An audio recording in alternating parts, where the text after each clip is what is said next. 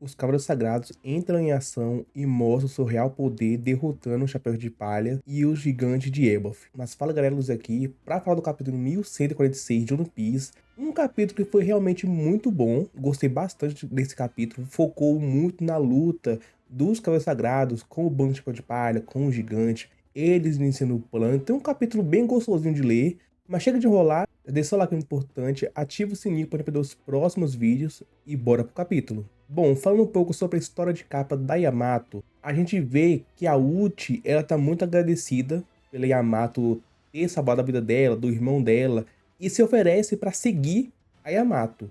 E é aquilo que eu falei, a Yamato, ela vai formar os seus próprios bainhas vermelhas, né? Ela quer ser Oden, no caso. Então ela pode formar os seus próprios bainhas vermelhos. Isso é muito interessante se ela conseguisse trazer pro lado dela os Tobiropos. Não todos, né? Eu não sei se o Ruzu entraria pro bando dela, né? Pro time dela, depois de perder agora, mas ele pode, não sei. E talvez apareça o Sasaki. Se o Sasaki aparecer, é bem grande essa possibilidade.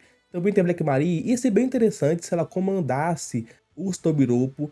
Isso é meio que ela seguindo os passos do pai, porém com a motivação do Oden. Então meio que ia ser a fusão dos dois, ia ser bem interessante. Será fazer um novo Pirata das Feiras, só que do bem dessa vez. Mas agora, indo de fato pro capítulo, ele começa da onde o anterior terminou, com a Gunko no navio, onde tá o resto do Chapéu de Palha, né? Que tá a Nami, o Sop, o Brook, o Jinbe, e o Colo também tá lá.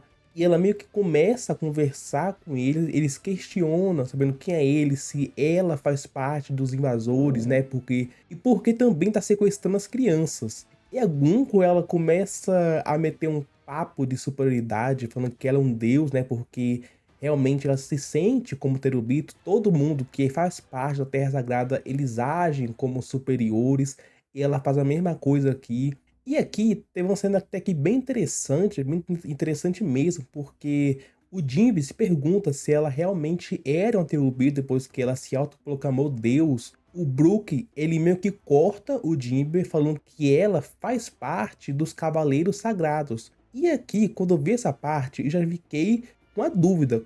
Como que o Brook conhece os Cavaleiros Sagrados? Claro, eu não sei, se não me engano, acho que os Cavaleiros Sagrados não são uma figura tão particulares assim, né? Não são tipo uns Gorosei da vida que poucas pessoas conhecem.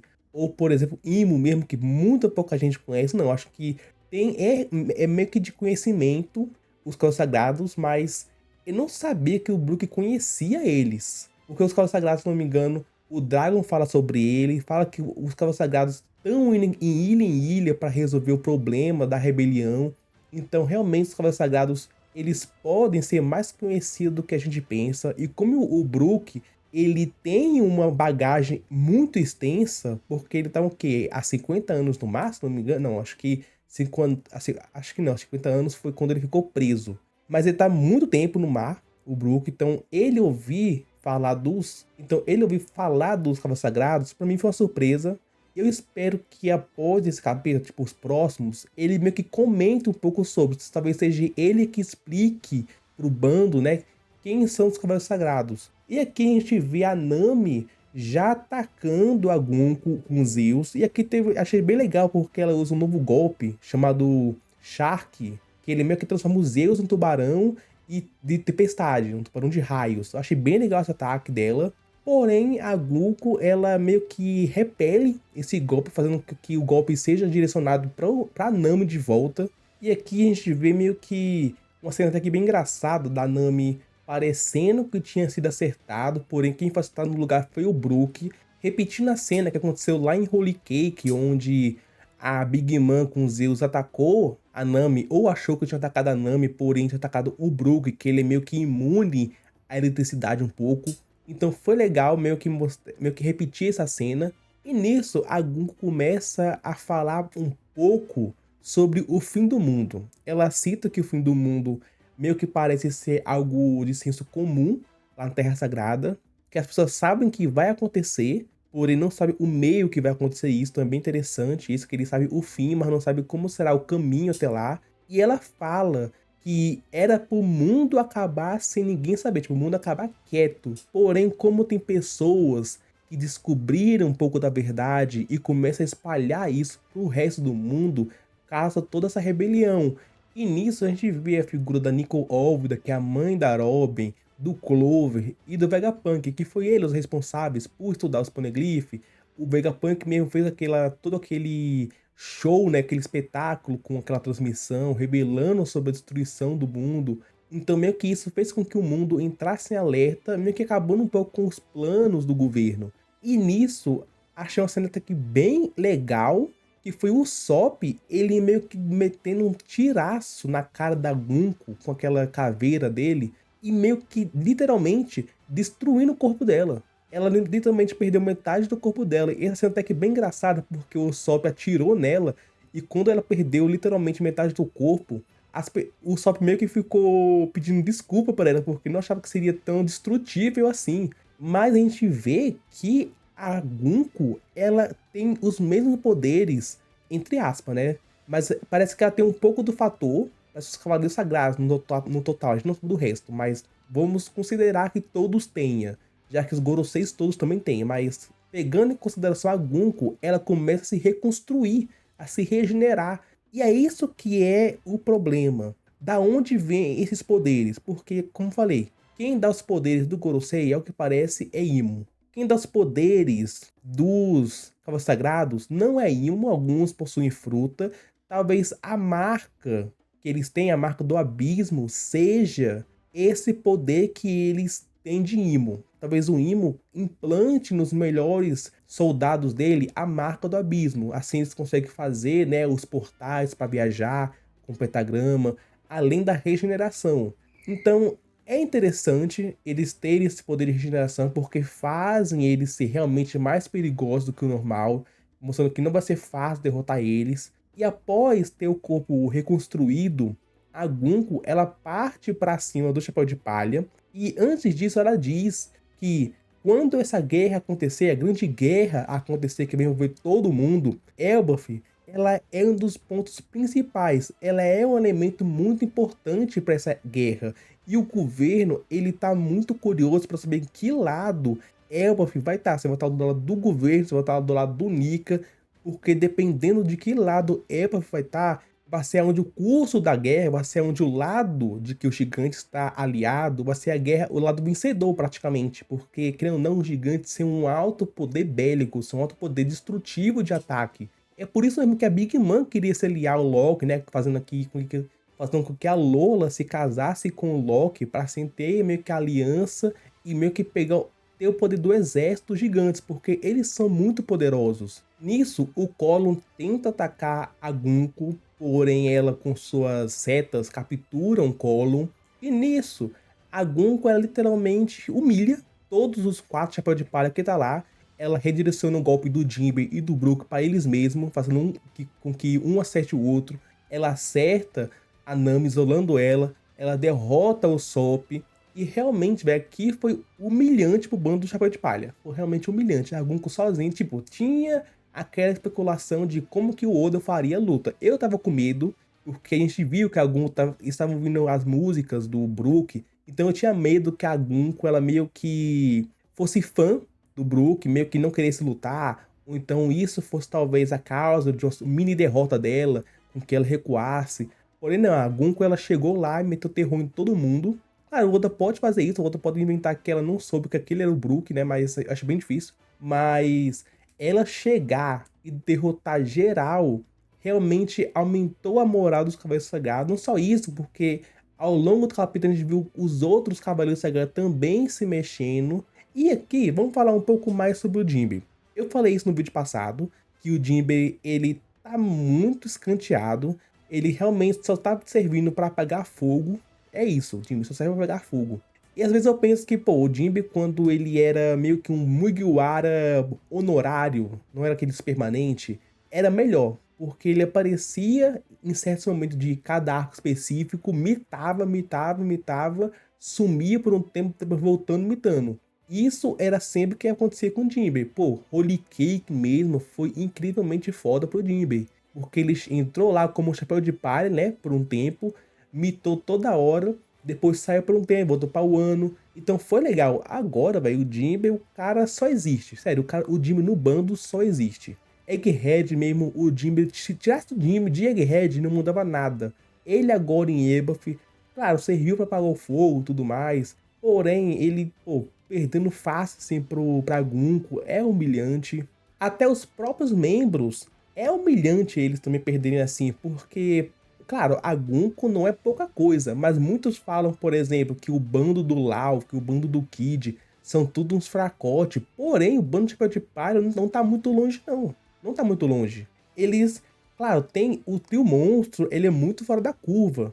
Porém, os outros, velho, rapaz, tem um abismo de diferença. E aqui, né, continuando o capítulo aqui, depois a gente deixa mais pro final um pouco a indignação dos bandos, mas aqui nesse capítulo a gente vê também o Frank derrotando aquela nuvem de tempestade que tava enfrentando a Ripley, a Lilith, a Bonnie, ele derrota usando o Radical Beam. Aqui também o Frank, ele tá muito escanteado. O Frank, ele tá tipo 50 capítulos andando atrás dessa árvore de Adão. Tá muito escanteado o Franklin. Mas nisso, após o Chapéu de Palha perderem e o Colin ser sequestrado pela Gunko, a gente vai até a escola da moça, a gente vê o Kiringan, ele meio que enfrentando o diretor e os professores. Ele dá uma surra em todos eles, muito facilmente. A gente vê que ele é bastante forte, porque ele dá um ippon no diretor Kiba. E vemos que ele meio que tá querendo usar o Dendemanche especial que tem em Elbaf, porque Elbaf existe um Dendemanche chamado Dengomanche. E aqui eu não entendi muito bem qual é a funcionalidade, eu não entendi muito bem a diferença entre ele e o Dendemanche comum, porque ao que parece, pela nota, claro que vai ter a tradução oficial, então pode mudar isso, porém, pela nota, parece meio que o Dengomanche, ele meio que traduz. Mas traduzir o quê? Os gigantes não entendem o que os humanos falam? Ou ele vai meio que traduzir para toda a ilha? Então, tipo, falta um pouco de explicação. Porém, eles meio que querem usar esse Dendemanche para falar com toda a ilha de Elbaf. Meio que fazer uma negociação. Vocês se aliam ao governo mundial e eu entrego as crianças. Algo bem assim, basicamente. E nisso, o Kiringan, ele meio que liga pro Somers, porque ele quer fazer todo esse anúncio, mas a gente vê o Somers enfrentando o Sal. E rapaz, o Sal levou uma surra. Pra quem não falei, esse capítulo foi totalmente para enaltecer os Coelhos Sagrados. Eu gostei bastante disso. O Oda não humilhou eles, o Oda não fez desdém deles, porque eu tava com medo. Porque eu falei que se o Oda quisesse mostrar um pouco de perigo desses Cavaleiros Sagrados, claro, né, um Luffy, um Zoro, um Sanji da vida lutando contra eles. Porém, eles fazendo tudo isso sozinhos, os três, é legal. É meio que aumenta um pouco a moral deles, coisa que precisava ser feito. E aqui, o Sombra, a gente viu ele lutando, ele pode fazer muita coisa com os espinhos dele, ele meio que fez uma clava, igual do Kaido, todo de espinho. Ele consegue moldar todo o ambiente dele, criando muitos vinhas de espinhos. Me lembrou bastante o poder do Touro Verde, lá em Wano, que ele faz um montão de árvores. É legal isso. Mas é triste também porque a gente vê o Chopper e a Robin escondido pelo Sal. Claro, o Sal falou pra eles se esconderem, mas a Robin vê o Sal sendo quase morto e não fazendo nada, tá de sacanagem, né? Pô, Robin.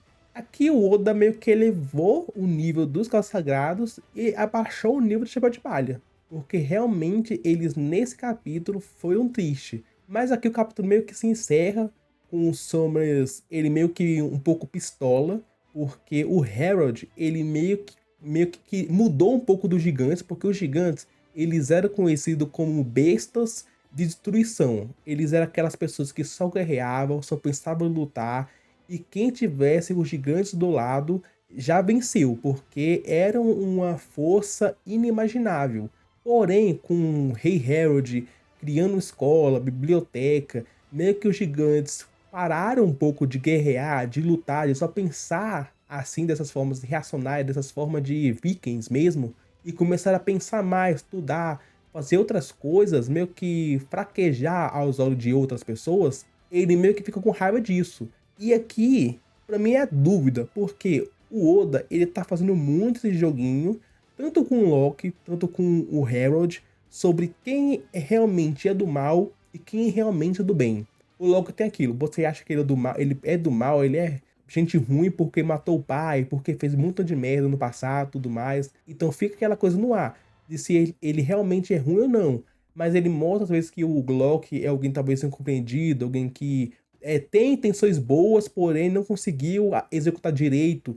O Harold é a mesma coisa.